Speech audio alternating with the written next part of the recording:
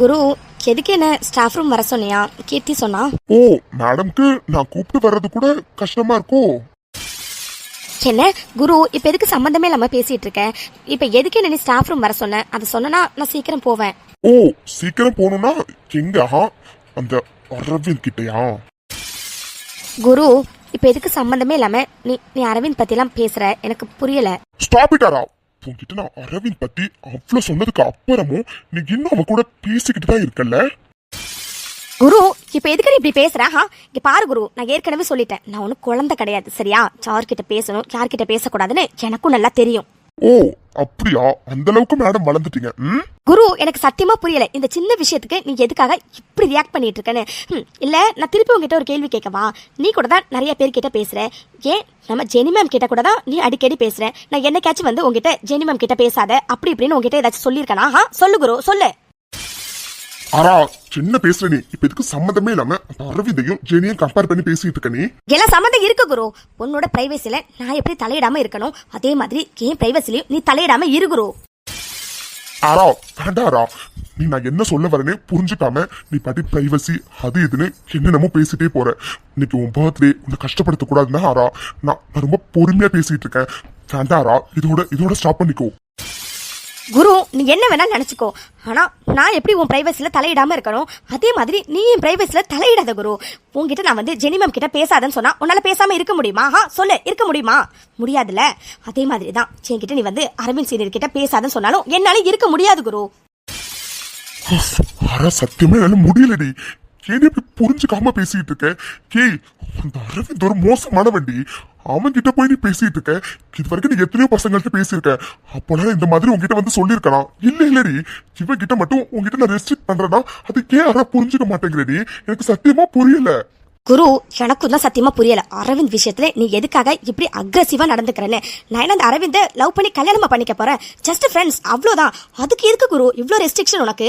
மூடி என்ன சொன்ன பண்ணி லவ் பண்ணி கல்யாணம் பண்ணிக்க போறனாவா? அவனை மட்டும் லவ் பண்ண அப்புறம் இருக்கும் உனக்கு. குரு, இல்ல எனக்கு புரியல. இப்ப எதுக்கு நீ சம்பந்தமே இல்லாம இவ்ளோ கோவப்படுற? சம்பந்தமே இல்லாம எதுக்காக இப்படி எல்லாம் பேசுற? எனக்கு சத்தியமா புரியல குரு. இதுக்குதான் என்ன வர சொன்னியா நீ? இங்க பாரு குரு, நீயா உன்னை நினைச்சுக்கிட்டு நீயா உன்னை வந்து பேசினா அதுக்கு நான் பொறுப்பாக முடியாது குரு. என்ன, நானா ஒண்ணு நினைச்சுக்கிட்டு நானா ஒண்ணு பேசுறேன்னா? சரி மேடம், அப்படியே வச்சுக்கோங்க. சரி, ஓகே. எதுக்கு வர சொன்னு தானே பண்ணி கேட்டேன். ஆமா, உனக்கு நான் சாக்லேட் கொடுத்தேன், அந்த சாக்லேட் எங்க? ஆமால, குரு கொடுத்த சாக்லேட் எங்க? அதை நம்ம கீர்த்தி கிட்ட தானே கொடுத்துட்டு வந்தோம். இவன் இதுக்கு இப்ப திடீர்னு சாக்லேட் பத்தி பேசுறான். அது கீர்த்தி கிட்ட தானே இருக்கும். மேடம், கேட்டதுக்கு பதில் சொல்லுங்க. நான் உனக்கு ஆசையா வாங்கி கொடுத்த அந்த சாக்லேட் எங்க? குரு, இதுதான் உனக்கு பிரச்சனையா? இங்க பாரு குரு, அது அந்த சாக்லேட் கீர்த்தி கிட்ட இருக்கு, போதுமா? என்ன, கீர்த்தி கிட்ட இருக்கா? கீர்த்தி கிட்ட இருக்காது, சார்கிட்டே இருக்காது. அது குப்பை தொட்டில கிடக்கு. என்ன, குப்பை தொட்டிலையா? ஆமா, குப்பை தொட்டில தான் இருக்கு. நான் தான் அந்த குப்பை தொட்டில தூக்கி போட்டேன். யாரா, வருஷம் உனக்கு இந்த சாக்லேட் எவ்வளவு பிடிக்கும்னு எனக்கு தெரிஞ்சு உன் பர்த்டேக்கு வருஷம் இந்த சாக்லேட்டை நான் ஸ்பெஷலா வாங்கி கொடுப்பேன். நீ ஒரு பீஸ் கூட யார் கூடயும் ஷேர் பண்ணிக்கிட்டதே கிடையாது. ஆனா இந்த வருஷம் நான் உனக்கு ஆசையா வாங்கி கொடுத்த சாக்லேட்டை உன் ஃப்ரெண்ட்ஸ் கிட்ட அந்த அரவிந்த் கூப்பிட்டான்னு கொடுத்துட்டு போயிருக்க. அதை அவங்க பிரிச்சு சாப்பிட்டுட்டு இருக்காங்க. இல்லை, எனக்கு புரியலாரா. அதை நான் உனக்காக வாங்கி கொடுத்தது. அதை உன் ஃப்ரெண்ட்ஸ் சாப்பிட்டுட்டு இருக்கும்போது எனக்கு கஷ்டமா இருக்காதாரா? சொல்லு, எனக்கு கஷ்டமா இருக்காதா? என்ன, கீர்த்தி நிலோஃபர் அந்த சாக்லேட்டை சாப்பிட்டதுனால குரு வாங்கி குப்பை தொட்டில போட்டுட்டானா? ஐயோ கடவுளே, வருஷம் குரு எனக்கு எவ்வளோ ஆசையாக அந்த சாக்லேட் வாங்கி தருவான்னு எனக்கு நல்லா தெரியும். இருந்தும் நான் எதேச்சியாக தானே அதை கீர்த்திக்கிட்ட கொடுத்துட்டு போனேன். அப்படி இருக்கும்போது அப்போ குரு என்னை தப்பாக நினச்சிக்கிட்டு இருக்கானா? நான் அரவிந்தை பார்க்க போனதுனால தான் அந்த சாக்லேட்டுக்கு இம்பார்ட்டன்ஸ் கொடுக்கலன்னு. பரவாயில்ல குரு, நீ அப்படியே நினை. இது கூட நல்லது தான். சொல்லுடி, சொல்லு. உங்ககிட்ட தான் கேட்கிறேன். உனக்கு எவ்வளவு ஆசையா அந்த சாக்லேட் நான் வாங்கி கொடுப்பேன். நீ எவ்வளவு ஆசையா அந்த சாக்லேட்டை சாப்பிடுவேன். ஆனா இந்த வருஷம் அந்த அரவிந்த் கூப்பிட்டான்னு சாக்லேட்டை கீர்த்தி கிட்ட கொடுத்துட்டு போயிருக்க. அதை அவங்க பிரிச்சு சாப்பிட்டுருக்காங்க. இதெல்லாம் என்னரா? இதெல்லாம் என்ன? ஐயோ போது குரு, கொஞ்சம் நிறுத்துறியா? சும்மா சாதாரண சாக்லேட்டுக்காக எதுக்கு எப்படி ஓவர் ரியாக்ட் பண்றேன்னு எனக்கு சத்தியமா புரியல. அது ஜஸ்ட் சாக்லேட் தானே, அதுல என்ன இருக்கு? காசு கொடுத்தா எங்க வேணாலும் கிடைக்கும். என்ன, சாதாரண சாக்லேட்டுக்காகவா? ஹே, அந்த சாக்லேட் உனக்கு எவ்வளவு ஸ்பெஷல்னு எனக்கும் நல்லா தெரியும், உனக்கும் நல்லா தெரியும். அப்படி இருக்கும்போது எப்படி உன்னால இவ்வளவு ஈஸியா சாதாரண சாக்லேட் தானே அதுக்கு எதுக்கு இப்படி ஓவர் ரியாக்ட் பண்றேன்னு கேட்டுட்டு இருக்க. ஆனா பேசுறது நீதானா? எனக்கு சத்தியமா புரியல. நீதான் பேசுறியா? ஐயோ போது குரு, சும்மா சின்ன சின்ன விஷயம் எல்லாத்துக்கும் சும்மா ஓவர் ரியாக்ட் பண்ணிக்கிட்டு. இங்க பாரு குரு, இந்த சாக்லேட்காக தான் இப்படி ஓவரா ரியாக்ட் பண்ணிட்டு இருக்கியா? இங்க பாரு குரு, நான் இப்பவும் சொல்றேன், காசு கொடுத்தா சாக்லேட் எங்க வேணாலும் கிடைக்கும். இதுக்காக நீ இவ்வளவு ஓவர் ரியாக்ட் பண்ணணும்னு எந்த அவசியமும் இல்ல. இதுக்காக தானே நான் வர சொன்னேன். பேசியாச்சுல, நான் கிளம்புறேன். பாய். குரு சாரி குரு, நீ எவ்வளோ ஹர்ட் ஆகிருப்பேன்னு எனக்கு நல்லா தெரியும். ஆனால் எனக்கு வேற வழி தெரியல குரு, தெரியல. நீ நீ எப்படியாச்சும் என்னை விட்டு வேலைக்கு போயிடு குரு, அதான் நல்லது. அதனால தான் நான் இப்படிலாம் நடந்துக்கிறேன். சாரி குரு, உன்னை ஹர்ட் பண்ணதுக்கு. ஏன் ஆராவா இப்படிலாம் பேசுனது? ஆரா பேபி, நீ இப்படிலாம் பேசுவேன்னு நான் கொஞ்சம் கூட நினைக்கவே இல்லை. நீ பேசுறதெல்லாம் வச்சு பார்க்கும்போது அப்போ உனக்கு என்னை விட அவன் ரொம்ப முக்கியமா போயிட்டான், அப்படிதானே? ஏன் உனக்கு அந்த சாக்லேட்டை எவ்வளவு ஆசையா வாங்கி தந்தேன்னு தெரியுமாடி? ஆனா நீ அதை ஜஸ்ட் ஒரு சாக்லேட் தானே, எதுக்கு அதுக்கு இப்படி ஓவர் ரியாக்ட் பண்றேன்னு கேட்டுட்டு போற. வருஷம் இப்படி நீ கேட்டதே இல்லையேடி. இந்த வருஷம் நீ நடந்துக்கிறது ரொம்ப புதுசா இருக்காரா? என்னால இதை சத்தியமா தாங்கிக்க முடியலடி, தாங்கிக்க முடியல. ஒரு பக்கம் உன் பர்த்டே அன்னைக்கு உன்னை இந்த மாதிரி ஹர்ட் பண்ணிட்டேன்னு எனக்கு கஷ்டமா இருக்குடி. இன்னொரு பக்கம் ஏன் ஆராவா இப்படிலாம் பேசுறதுன்னு அதுக்கும் மேல கஷ்டமா இருக்கு. சத்தியமா என்னால முடியல, முடியல. சிங்கன மாலை காணும். இந்த வரா வாயாப்பா, உனக்காக தான் வெயிட் பண்ணிட்டு இருக்கேன். ஏய், நீங்க என்னடி பண்ற? உனக்கு வேற டயலாகே இல்லையா? எப்ப பார்த்தாலும் இங்க என்னடி பண்றேன்னா இங்க எதுக்கு வருவாங்க? உன்னை பார்க்க தான் வந்தேன். ஓ, மேடம்க்கு அப்போ பயம் விட்டு போச்சு, அப்படிதானே? யோ, இதுக்கு முன்னாடி நான் எப்ப பயந்துருக்கேன்? ஓ, மேடம் பயந்ததே இல்ல. அதெல்லாம் நான் எதுக்கும் பயப்படலையே. ஓ சரி, எப்பவுமே நைட்ல வந்து தானே டார்ச்சர் பண்ணுவேன். இன்னைக்கு என்ன கொஞ்சம் முன்னாடியே வந்துட்டா? என்ன மறுபடியும் எந்த காயத்துக்காச்சும் மருந்து வேணுமா? என்ன அப்படிலாம் ஒன்றும் இல்லை சரியா? ஆக்சுவலா நானும் உன்னை பார்க்கறதுக்காக வரல. ஓ, என்ன பார்க்க வரலனா மேடம் வேற எதுக்காக வந்தீங்க? ஆறாவும் வீட்டுல இல்ல, சார் காதலடி பூசுத்த பாக்குறேன். யோ போது நிறுத்துறியா? எவ்வளோ நாள் வேணும்னா நான் உன்னை பார்க்கறதுக்காக வந்திருப்பேன். ஆனால் இன்னைக்கு நான் காவியாவை பார்க்கலான்னு வந்தேன். ஏன்னா இன்னைக்கு உன்னை தேடிட்டு நான் ஹாஸ்பிட்டல் போயிருந்தேன். அப்போது ரோசி நர்ஸ் சொன்னாங்க, இந்த மாதிரி நீ காவியாவை வீட்டுக்கு கூப்பிட்டுட்டு போயிருக்கேன்னு. அதனால தான் சரி ஓகே அப்படியே காவியாவை பார்த்துட்டு போனா போட்டுமே உன்னையும் பார்த்துட்டு போகலாமேன்னு ஒரு ரூமுக்கு வந்தேன். ஓ, காவியாவை பார்க்க தான் அப்ப நீ வந்த? யோ அதை தானே சொல்லிட்டு இருக்கேன், காவியாவை பார்க்க தான் வந்தேன். ஆனால் எங்கே அவள் ஹாஸ்பிட்டலே என்னை பார்த்தாவே அந்த கத்துவா. அப்பா இப்போ கத்துன்னு கத்தி எடுத்துட்டா. ஏதோ பேயோ பிசாசையோ பார்த்த மாதிரி. என்னை பார்த்தா என்ன பேய் மாதிரியா இருக்கு, இந்த கத்துறா. என் கண்ணுக்கு மட்டும் தான் நீ பேய் மாதிரி தெரியல நினைச்சேன். காவியா கண்ணுக்கும் அப்படிதான் தெரிஞ்சிருக்க போல, அதாவ அந்த கத்திருக்கா. போதும் கலைக்கிறத கொஞ்சம் நிறுத்துறியா? வந்துட்டான் பெரிய இவ மாதிரி. இங்கே பாரு, நானும் உன்னை பார்க்கவில்ல, காவியா பார்க்க தான் வந்தேன். மோவனே சிறுடி போயிட்டு நைட்டு வரேன், வந்து வச்சுக்கிறேன். அப்புறம் இங்கே பாரு, நான் பயப்படணும்னா எனக்கு எந்த அவசியமும் இல்லை. இந்த ரூமில் ஆல்ரெடி சொன்ன மாதிரி எனக்கு எல்லா உரிமையும் இருக்கு. எனக்குலாம் எதை பார்த்தும் பயம் இல்லை, சாரை பார்த்தும் பயம் இல்லை. சரியா? நான் வரட்டா? பாய். மவளே, என்ன சொன்ன நீ? எதை பார்த்தும் பயம் இல்லையா? உனக்கு எது பயம்னு எனக்கு தெரியாதா? ஏ துரை, அங்க பாருடி கரப்பாம்பூச்சி. என்னது கரப்பாம்பூச்சியா? தங்கள தின்ன கதின்ன த தின்ன கதின்ன தங்கள தின்ன கதின்ன த தின்ன கதின்ன தங்கள தின்ன கதின்ன த. ஐயோ, சிவங்க எப்படி ஏறி உட்காந்துருக்கா? டேய் செலியா, நீ யோசிக்கிறது தப்பு. கண்ட்ரோல்டா, கண்ட்ரோல். ஐயோ மாமா, உங்ககிட்ட தான் கேட்கிறேன், கரப்பாம்பூச்சி எங்க இருக்கு? அது ஏய், ஃபர்ஸ்ட் இறங்குடி. முதல்ல என் மேல இருந்து இறங்கு. என்னது இறங்கணுமா? என்னால முடியாது. நீ தானே சொன்ன கரப்பாம்பூச்சி இருக்குன்னு. நான் இறங்க மாட்டேன். நான் இங்கே தான் இருப்பேன். ஐயோ, புரிஞ்சுக்க மாட்டேங்கிறியடி. ஏய், அது ஃபர்ஸ்ட் இறங்குடி. அப்புறம் நான் சொல்றேன், ஃபர்ஸ்ட் இறங்கு. என்ன? அதெல்லாம் முடியாது. கரப்பாம்பூச்சி எங்க இருக்கு? அது போயிட்டா இல்லையான்னு நீ முதல்ல சொல்லு. அப்பதான் நான் இறங்குவேன். அது கரப்பாம்பூச்சி எப்போ போயிடுச்சு, முதல்ல இறங்கு. இல்ல நீ வேணும்னே போய் சொல்லுவேன். எனக்கு நல்லா தெரியும். நீ என்ன பயமுறுத்துறதுக்காக கரப்பாம்பூச்சி போயிட்டுன்னு போய் சொல்ற. நான் இறங்க மாட்டேன். சிவன் நம்ம பொறுமைய ரொம்ப சோதிக்கிறா. செலியா, தப்புடா தப்பு. ஏய், நான் தான் சொல்றேன்டி, அது போயிடுச்சு. முதல்ல இறங்குடி. என்னால இறங்க முடியாது. உனக்கு நல்லாவே தெரியும்ல எனக்கு கரப்பாம்பூச்சினா எவ்வளவு பயம்னு. இருந்தும் கரப்பாம்பூச்சின்னு சொல்றேன் நீனு. அப்படி இருக்கும்போது அது படுக்க போகாம அங்கேயே இருந்துச்சுன்னா நீ வேணும்னே என்ன பயமுறுத்துவேன். வேண்டாம், நான் இறங்க மாட்டேன். அது கன்ஃபார்மா போனச்சான்னு தெரிஞ்சதுக்கு அப்புறம் தான் நான் இறங்குவேன். ஐயோ கடவுளே, ஏய் நான் தான் சொல்றேன்டி அது போயிடுச்சுன்னு. அப்புறம் எதுக்குடி இன்னும் இப்படியே உட்காந்துருக்கா? முதல்ல இறங்குடி. மாட்டேன். உனக்கு என் மேல கோவம் நிறைய இருக்கு. அந்த கோவத்தை நீ எப்படி காட்டுறதுன்னு தெரியாம வேணும்னே கரப்பாம்பூச்சிக்கிட்ட என்ன மாட்டி விட பாக்குற. ஆமா, கரப்பாம்பூச்சி ஒரு கொலகாரம் பாரு, அதனால அதுகிட்ட உன்னை மாட்டி விடுறதுக்கு. ஏய் அது சாதாரண பூச்சிடி. அதுக்கு எதுக்காக நீ சின்ன வயசுல இருந்து இப்படி பயப்படுறேன்னு எனக்கு சத்தியமா தெரியல. ஏய் அது உண்மையிலே போயிடுச்சுடி. முதல்ல இறங்குடி. நான் நம்ப மாட்டேன். நீ போய் சொன்னாலும் சொல்லுவேன். நான் மாட்டேன். ஐயோ பட்டுத்ராலே. ஏய் என்னால போர்ல தாண்டி கண்ட்ரோலா இருக்க முடியும். ஏய் நான் தான் சொல்றேன்டி. பின்ன என்னடி?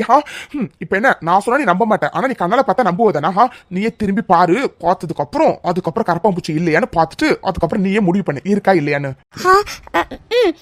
இது கூட நல்ல ஐடியா தான். நல்ல ஐடியா தானே. அப்ப கீழே இறங்கி நல்லா சுத்தி முத்தி நீயே பாரு கரப்பாம்பூச்சி இருக்கா இல்லையான்னு உனக்கே தெரியும். என்ன இங்க பாரு, கீழே எல்லாம் இறங்க முடியாது. அத நான் இங்க இருந்தே பார்த்துட்டு கன்ஃபார்ம் பண்ணிட்டு அப்புறம் தான் இறங்குவேன். என்ன? ஐயோ எம்மா தாயே, நீயே சுத்தி முத்தி பாருமா இருக்கா இல்லையான்னு. இரு. ஐயோ இவ க்ளோஸா வரும்போது என்னால ஏன் இவ்வளவு அவாய்டே பண்ண முடியல. சத்தியமா என் மனசு மைண்டு எதுவுமே கண்ட்ரோலாவே இருக்க மாட்டேங்குது. அதுவும் இவ்வளவு பக்கத்துல என்னென்னமோ தோணுது. சி செலியா, என்னடா இவ்வளவு கேவலமா யோசிக்கிற? சி என்னடா இது இவ்வளவு மட்டமா போயிட்டு உன் புத்தி. தப்புடா, இதெல்லாம் தப்பு. நீ சொன்ன மாதிரி எங்க பார்த்தாலும் சுத்தி பார்த்துட்டேன், கரப்பாம்பூச்சி இல்ல. நீ உண்மையதான் சொல்லியிருக்க. சாரி, நான் தான் உன்னை நம்பல. இருந்தாலும் இங்க பாருமாமா, கரப்பாம்பூச்சி இவ்வளவு நாள் வரவே இல்லை தெரியுமா? இன்னைக்கு மட்டும் வந்திருக்குன்னா அது வேற எங்கேயாச்சும் குட்டி போட்டிருக்கும். அதனால சீக்கிரமா கரப்பாம்பூச்சி தேடி கண்டுபிடிச்சு கொன்று, ஓகேவா? ஆமா, எனக்கு இதான் வேலை. கரப்பாம்பூச்சி எங்கெங்கெல்லாம் குட்டி போட்டு வச்சிருக்குன்னு அதை தேடி கண்டுபிடிச்சு கொள்றது. ஹே புளி மூட்டை, முன்னாடியே சொல்லிட்டு இருக்கேன். நீ படுக்க அப்படியே ஜம்முன்னு மேலே உட்காந்துருக்கா. என்ன கணக்கு தெரியுமா? தீனி மூட்டை. முதல்ல இறங்குடி. என்னது தீனி மூட்டையா? ஆமா டாக்டர் சார் அப்படியே டெய்லி என்ன ஹோட்டல் கூப்பிட்டு போயிட்டு எனக்கு பிடிச்சதெல்லாம் வாங்கி கொடுக்குறீங்களே, அதனால நான் தீனி மூட்டையா ஆயிட்டேன். ஆளை மூஞ்சே பாரு, அப்படியே பல்ல உடைச்சு கையில கொடுத்துரும். இறக்கி விடியா, முதல்ல இறக்கி விடியா. என்ன இறங்கி சொல்றேன், இப்படி பிடிச்சி வச்சிருக்க. முதல்ல கையெடு. அட கடவுளே, ஆமா இவ்வளவு நேரம் நம்ம தான் பிடிச்சிருந்துருக்கோமா? முன்னவே விட்டுருந்தா இவன் முன்னவே இறங்கி இருந்திருப்பால. ஐயோ செலியா. சரி இறக்கி விடுறேன் இரு. ஏதோ நீ கீழே விழுந்துருவியே அப்படின்னு தான் பிடிச்சி வச்சிருந்தேன், மற்றபடி ஒண்ணும் இல்ல. சரியா இரு, விடுற. கேடி இறக்கி விட்டேன், போதுமா? முதல்ல இடத்த காலி பண்ணி. போறேன். ஆமா அப்பிலிருந்து இறங்குன்னு சொல்லிட்டு இருந்தியே. நீ தானே என்ன பிடிச்சி வச்சிருந்த. நீ விட்டுருந்தானா நான் எப்போ கீழே இறங்கி இருந்திருப்பேனே. சார் ஏன் விடாம இருந்தீங்க? அது வந்து அதை நான் விட்டா கீழே விழுந்துருவேன்னு நினைச்சுதான் விடாம இருந்தேன், மற்றபடி வேற எதுக்கும் இல்ல. ஆனா இப்ப தோணுது, அப்போயோ விட்டு இருந்திருக்கணும். கீழே விழுந்து நல்லா இடுப்பு நம்மளா உடஞ்சிருந்தா அப்போ தெரிஞ்சிருக்கும். கேட்கறா பாரு கேள்வியே. ஒழுங்கு மரியாதை ரூம் விட்டு வெளில போ. போறேன். இங்க பாரு டாக்டரே, நல்லா சொல்ற கேட்டுக்கோ. ரூமை ஒழுங்கா கிளீனா வச்சிருக்க. இன்னொரு வாட்டி நான் வரும்போது கரப்பாம்பூச்சி இருந்துச்சு, அவ்வளவுதான் மோவனே உண்டு இல்லைன்னு ஒன்னு ஆக்கிடுவேன். கேள்வி என்னடி? என்ன நானும் பார்த்துட்டே இருக்கேன், நீ பாட்டுக்கு உன் இஷ்டத்துக்கு ரூல்ஸ் போட்டுட்டே இருக்க. இங்க பாரு, இது என்னோட ரூம். என் ரூம் இப்படிதான் இருக்கும், சரியா? இப்ப எப்படி வேணாலும் ஒரு ரூம் இருக்கட்டும். ஆனா இன்னும் கொஞ்ச நாள் நமக்கு கல்யாணம் ஆகிடும். அதுக்கப்புறம் இது என்னோட ரூமும். அதனால இப்பல இருந்து கிளீனா மெயின்டைன் பண்ணு, புரிஞ்சுதா? நான் வரேன், பாய். என்னது கல்யாணமா? இப்படியே யோசிச்சிட்டே இரு பைத்தியக்காரத்தனமா. இந்த பார்த்தூரி, நான் மறுபடியும் சொல்றேன், தேவையில்லாத ஆசைகளை உன் மனசுல நீ வளர்த்துக்காத. அது என்னைக்குமே நடக்காது. டாக்டரே, அது நடக்குதா இல்லையான்னு நம்ம பொறுமையா வெயிட் பண்ணி பார்ப்போம், சரியா? பாரு நல்லா பொறுமையா வெயிட் பண்ணியே பாரு, நான் சொல்றதா நடக்கும். டாக்டரே, என்ன மனசுக்குள்ள வச்சுட்டு வெளியில சும்மா வெளி விஷயத்துக்காக நடக்காதுன்னு சொல்லிக்கிட்டு இருக்க. உனக்கே இவ்வளவு நம்பிக்கை இருக்கும்போது என் மனசு ஃபுல்லா நீ தான் இருக்க. அப்படி இருக்கும்போது எனக்கு எவ்வளவு நம்பிக்கை இருக்கும். நடக்குதா இல்லையான்னு கொஞ்ச நாள்ல பாரு. சரி ஓகே, நான் வரேன், பாய், டாடா. தூரி முன்ன மாதிரி இல்லை. முன்னாடியாச்சும் விளையாட்டுத்தனமாக தான் இந்த மாதிரி எப்போ வச்சு பேசுவா. ஆனால் இப்போலாம் அடிக்கடி இப்படி பேசுகிறான். அதுக்கு காரணம் நான் தானே தோணுது. ஏன்னா இப்போலாம் நான் கண்ட்ரோல் பண்ண முடியாமல் அவகிட்ட எந்தெந்த மாதிரியும் நடந்துக்கிறேன். அதெல்லாம் கொஞ்சம் கூட சரியே இல்லை. தூரிக்கு சீக்கிரம் இது எதுவுமே நடக்க போகிறது இல்லைன்னு உண்மையை நம்ம தான் புரிய வைக்கணும். செலியா, எவ்வளோ சீக்கிரம் அவளுக்கு எல்லாத்தையும் புரிய வைக்க முடியுமோ அவ்வளோ சீக்கிரம் புரிய வச்சுட்டு நீ அவளை விட்டு விலகுறது தாண்டா எல்லாருக்கும் நல்லது. என்னடா ஏதோ முக்கியமான விஷயம் பேசணும்னு சொன்னீங்களே, என்ன விஷயம்? ஆமா தலைவரே, முக்கியமான விஷயம்தான். அந்த டாக்டரு அந்த காவியாவை ஹாஸ்பிட்டல்ல இருந்து அவன் வீட்டுக்கே கூப்பிட்டுட்டு போயிட்டான். என்னடா சொல்ற? அப்போ அந்த காவியா ஹாஸ்பிட்டல்ல இல்லையா? இல்ல தலைவரே, இன்னைக்கு தான் அந்த டாக்டரு காவியாவை அவன் வீட்டுக்கே கூப்பிட்டுட்டு போயிருக்கான். அதுவும் கமிஷனர் சொல்லி தான் கூப்பிட்டுட்டு போயிருக்கான். சின்ன கமிஷனர் சொல்லியா? ஆமா தலைவரே, கமிஷனர் சொல்லி தான் இந்த டாக்டர் காவ்யாவை வீட்டுக்கு கூப்பிட்டுட்டு போயிருக்கான். இதை நம்ம டிபார்ட்மெண்ட்ல ஆள் வச்சிருக்கோம்ல பரணி, அவன் தான் என்கிட்ட சொன்னான். அதனால தான் முக்கியமான விஷயம்னு உங்ககிட்ட சொல்ல வந்தேன். ஓ, கதை அப்படி போகுதா? ஹாஸ்பிட்டல்ல இருந்தா நம்ம கொல்ல ட்ரை பண்றோம்னு தெரிஞ்சு அவளை வீட்டில் சேஃபா வச்சுக்கிறாங்களா? ஆனா இப்பதாண்டா நல்ல வசதியா இருக்கும் நமக்கு. அவளை போட்டு தள்ளிட்டு போயிட்டே இருக்கலாம். ஆமா தலைவரே, நாங்களும் அதான் நினைச்சோம். ஹாஸ்பிட்டலை விட வீட்டில் ஈஸியா போட்டு தள்ளிடலாம். தலைவரே, பேசாம எழில் கிட்ட இன்னைக்கே சொல்லிடுவோம். எழில் இன்னைக்கு எல்லாத்தையும் முடிச்சிருவான். ஆமா தலைவரே, நீங்க ஊனும் ஒரு வார்த்தை சொல்லுங்க. எழில் கிட்ட பேசி அவ கதையை இன்னைக்கே முடிச்சிடலாம். டேய், இப்போதைக்கு எழில் கிட்ட இதை பத்தி எதுவும் நீங்க சொல்லக்கூடாது. உங்களுக்கு நல்லாவே தெரியும், எழில் நியாயமா இருந்தா மட்டும்தான் அந்த விஷயத்துல இறங்குவான், இல்லைன்னா இறங்க மாட்டான்னு. எழில் கிட்ட எப்ப எப்படி பேசணும் அப்படின்னு எனக்கு நல்லா தெரியும். அப்ப பார்த்து நான் பேசிக்கிறேன். அது வரைக்கும் நீங்க இதை பத்தி எதையும் அவங்க கிட்ட பேசக்கூடாது, புரிஞ்சுதா? சரி தலைவரே. இருந்தாலும் அவளை கொல்லணும்னு நம்ம ரொம்ப நாளா ட்ரை பண்ணிட்டு இருக்கோம். இப்போ இன்னும் ஈஸியாயிடுச்சு. அப்ப எழில் கிட்ட சொன்னோம்னா சீக்கிரம் வேலையை முடிப்பானேன்னு தான் தலைவரே சொன்னோம். டேய், நீங்களே இவ்வளவு யோசிக்கும் போது நான் யோசிக்க மாட்டேனா? இங்க பாரு, எதை எப்ப செஞ்சா சரியா இருக்கும்னு எனக்கு நல்லா தெரியும். இன்னைக்கு தானே அந்த டாக்டர் காவியாவை வீட்டுக்கு கூட்டிட்டு போயிருக்கான். பொறுங்க, எப்ப எதை பண்ணணும்னு நான் சொல்றேன். அப்போ அது நீங்க செஞ்சா மட்டும் போதும், புரிஞ்சதா? இங்க பாருங்க, அது வரைக்கும் முக்கியமா சொல்றேன், திரும்ப திரும்ப சொல்றேன், எழிலுக்கு இந்த விஷயம் தெரியவே கூடாது, புரிஞ்சதா? சரிங்க தலைவரே, நாங்க எழில் கிட்ட இதை பத்தி எதுவும் பேசல. இங்க பாரு, எழில் கிட்ட எப்ப பேசணும்னு எனக்கு தெரியும்.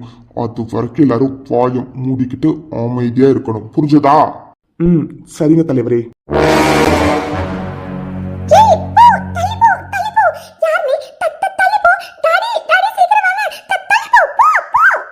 இது காவியா தானே?